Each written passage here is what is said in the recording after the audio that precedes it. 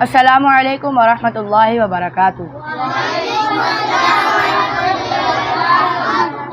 آج میں آپ کو حضرت سیدنا خدیجہ الکبریٰ رضی اللہ تعالی عنہا کا مختصر تعارف بیان کروں گا، اور یہ تعارف بیان کرنے کا مقصد یہ ہے کہ آج آپ کا یوم وصال ہے۔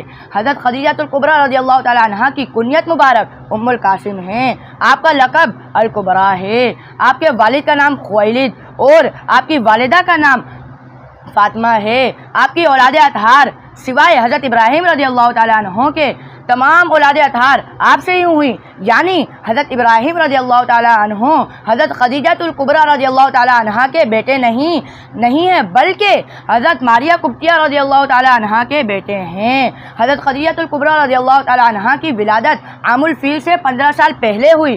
آپ کی عمر مبارک 65 سال تھی۔